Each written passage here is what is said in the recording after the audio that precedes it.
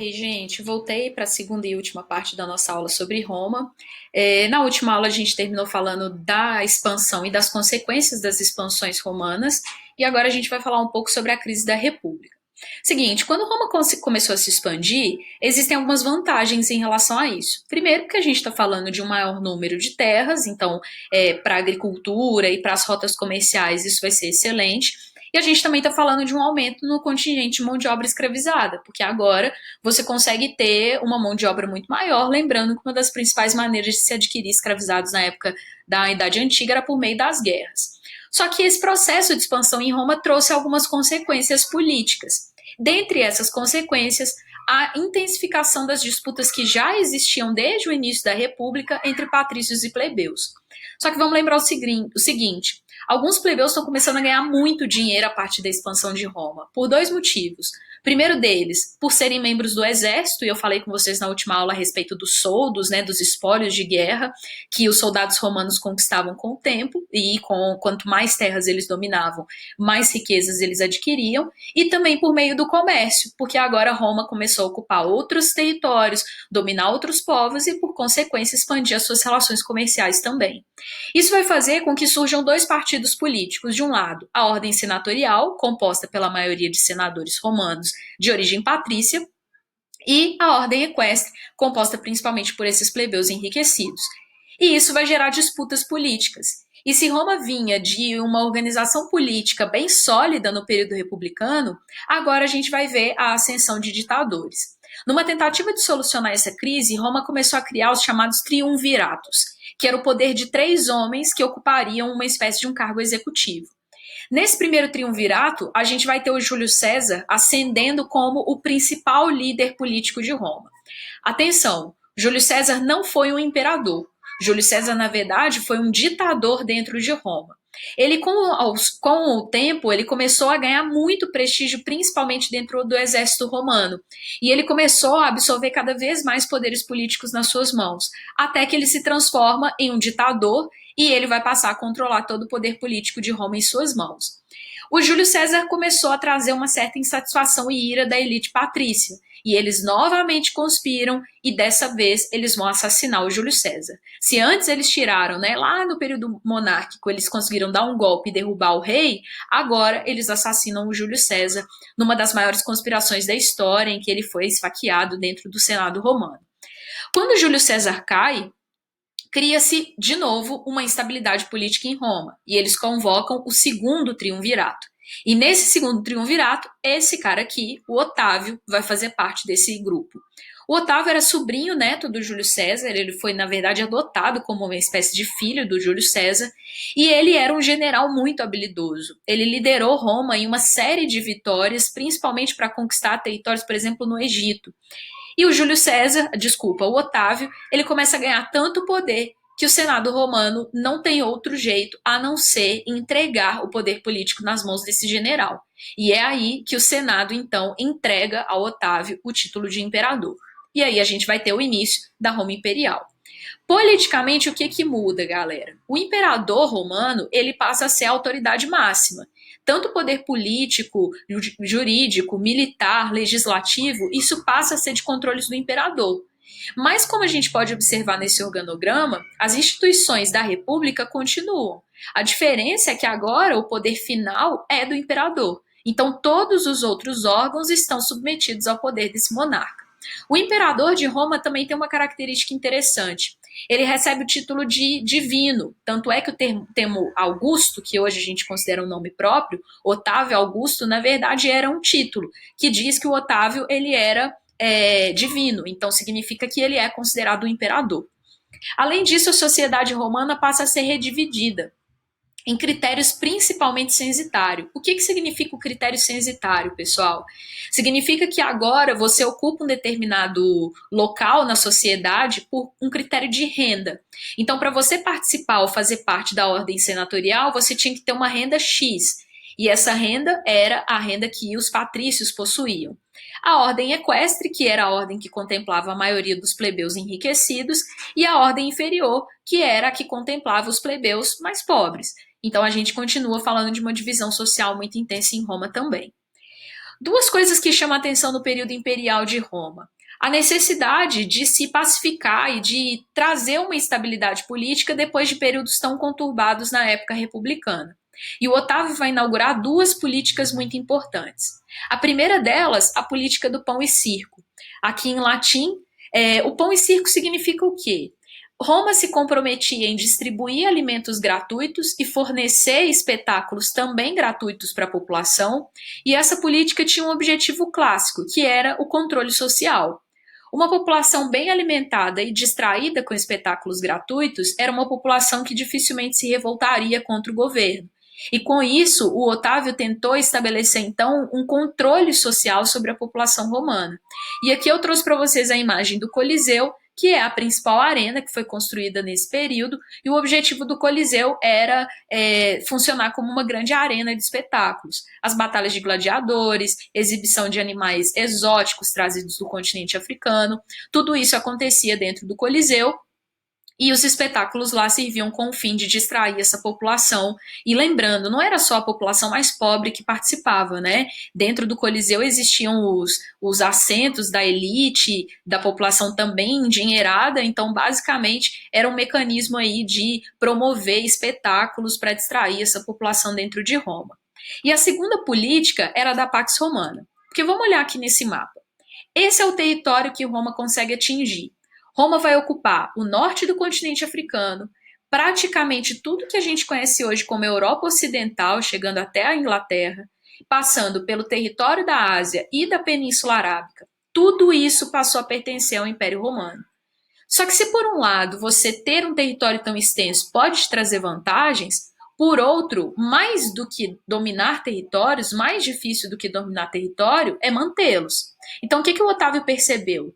Que era hora de cessar o processo de expansão política de Roma e garantir os territórios que Roma já tinha adquirido. E é nisso que vai incidir a Pax Romana.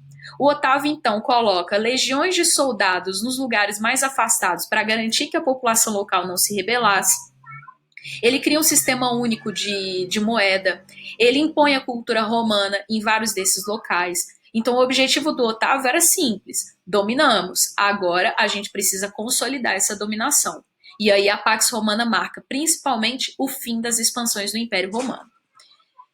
E aí tem um outro componente para a gente falar sobre Roma que vai acabar interferindo também na maneira como Roma entra em crise. E aí é o surgimento do cristianismo.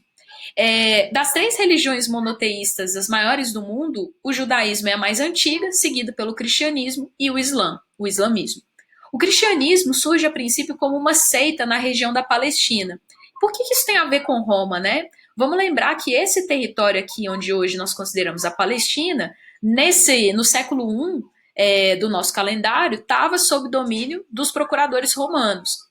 Isso vai fazer com que toda aquela história que a gente conhece sobre a trajetória e os ensinamentos de Jesus Cristo tenham acontecido durante a vigência do poder de Roma sobre a Palestina.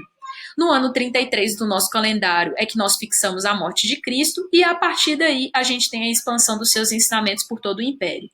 O cristianismo, gente, não surge como uma religião grande, consolidada como é hoje. Pelo contrário, o cristianismo era uma religião marginalizada.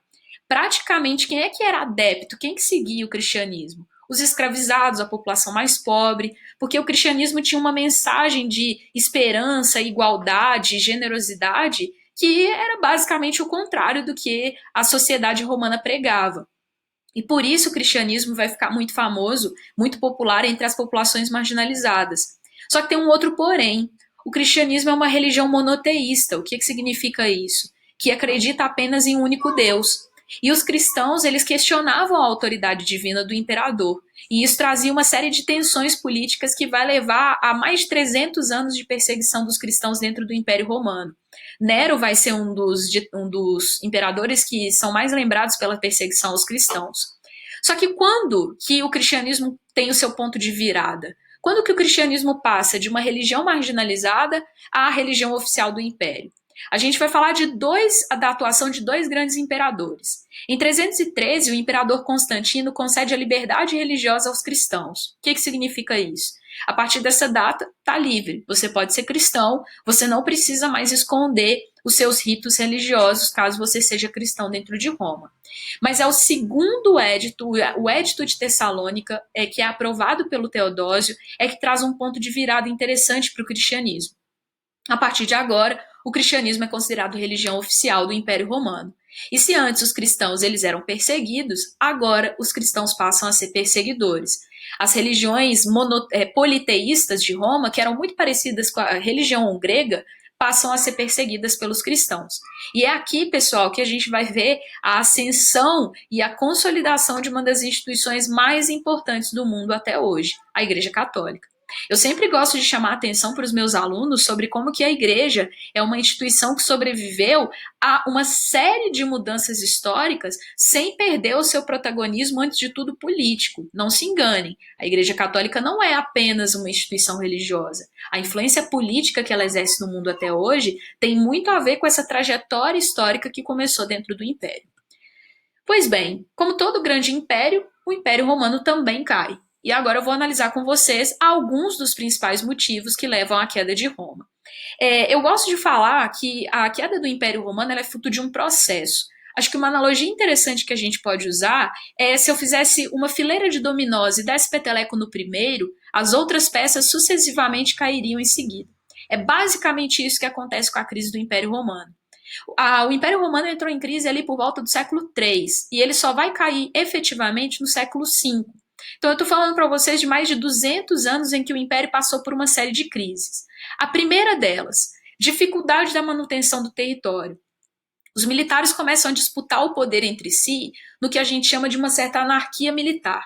Isso significa que os militares agora eles não estão mais preocupados em fazer valer a autoridade do imperador. Cada militar está querendo governar uma província romana da sua própria maneira.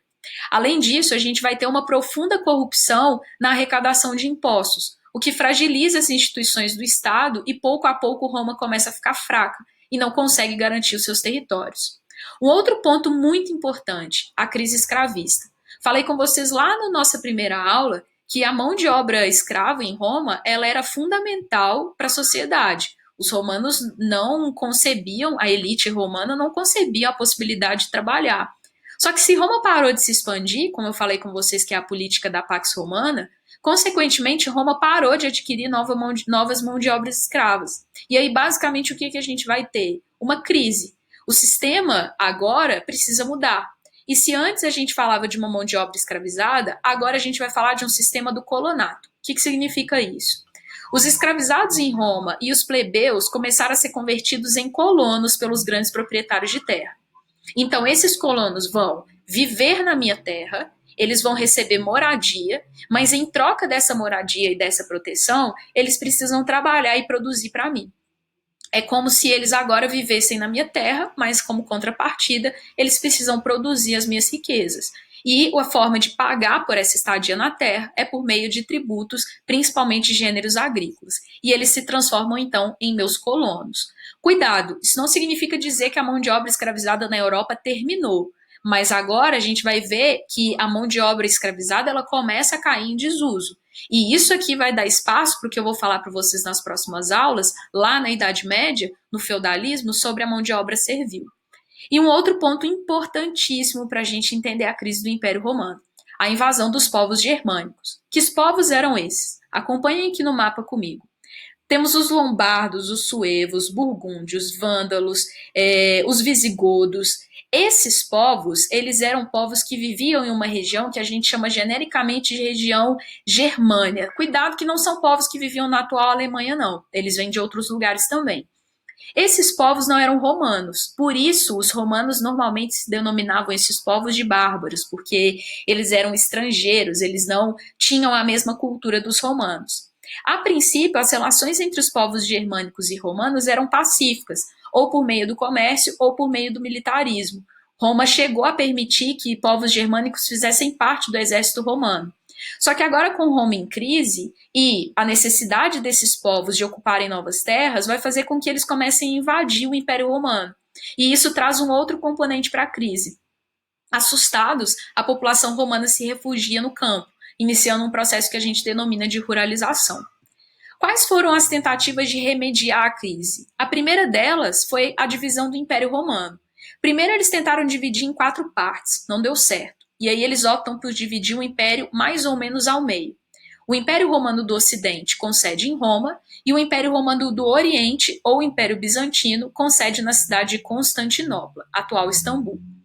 Qual Império Romano deixa de existir no século V? O Império Romano do Ocidente.